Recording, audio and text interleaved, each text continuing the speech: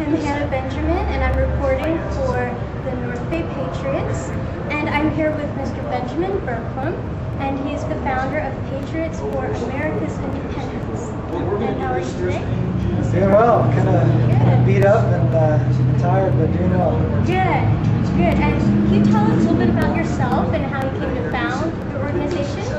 Yeah, well, I'm an MBA student at Fresno State, and 4th of July last year, two friends of mine and I decided to stop sitting on the sidelines and start fighting. And so we created Patriots for America's Independence as really kind of a combination educational tool on campus, so we promote conservative values, but also there's this retail side of it to try and sell conservative products too. So it's kind of a combination, and with a real emphasis on faith. I mean, that's a big thing to me.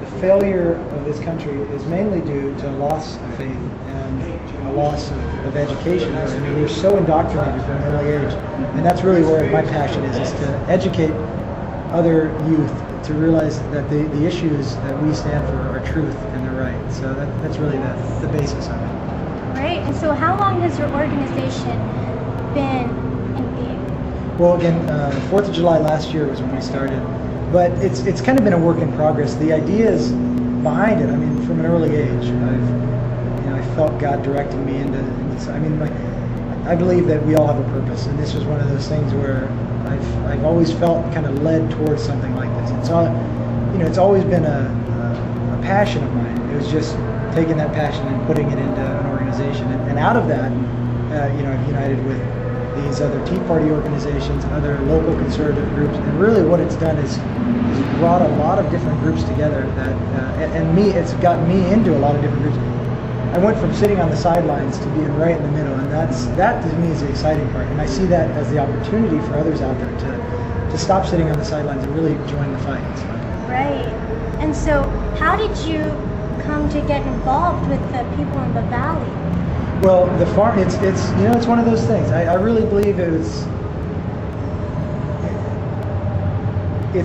going down my life's path. I mean, the doors just open. I got involved with, my friend, co-worker, partners and I created Patriots for America's Independence, and we started going to campuses and to our campus and got involved with some of the local conservative groups, started meeting other people, ended up meeting people that wanted to do this Tea Party, started the Tea Party, found out about the water issue, water being shut off, reached out to these farmers. To me, I mean, all these things are connected. The farming groups, to me, I mean, these guys are some of the hardest working people I know.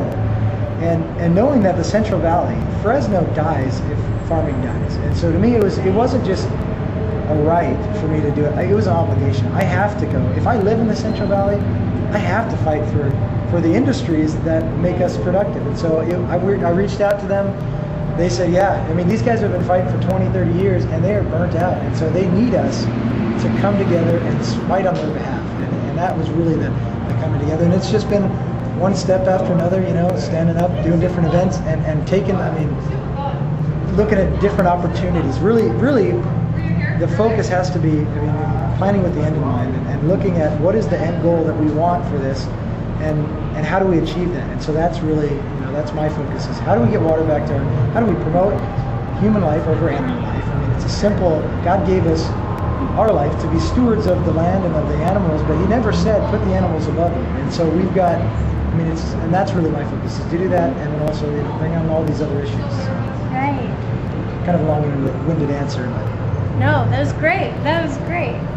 So, what do you think specifically needs to happen to improve the situation in the valley? Like, what do you think needs to happen with the water?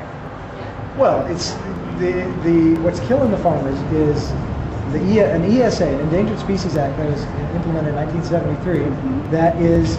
That puts human life below animal life. I mean, it's simple. It specifically states that the impact on humans can't be taken into account. So all that you can look at is the impact on animals. So that has to change. We have to amend the ESA and put human life above animal life. I mean, it's a simple fact. If you talk to the majority of people in America, they would say, yeah, duh, it just makes sense. So that's our focus, but what this type of event is for, get national press coverage, broadcast the message across the country, because people in the heartland of America and the East Coast and the people that understand what the farmers do and how important they are. When they hear that our water's been shut off for a fish in the delta, and then they hear that the pumps, the farmers and the pumps that that provides the water isn't even the culprit for killing the fish.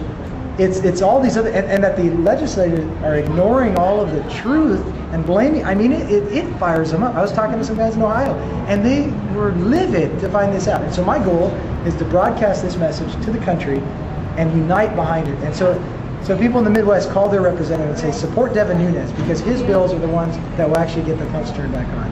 And that kind of groundswell from there. So. Great. So now your personal feelings. Now, what do you think about the Tea Party movement as a whole and about the rally today?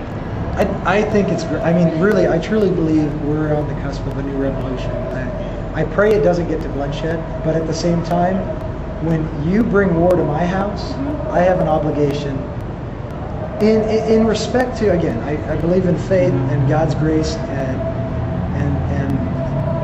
living in that faith and that grace, but at the same time, I believe God is just and God gives us the right to fight for our freedom. And so to me, if you're going to come and bring warfare to my house and take a chance on my family, we better expect it in return. And that's what I see with these Tea Partiers. They're coming out from all over, all different demographics, all uniting and saying this is not going to happen anymore.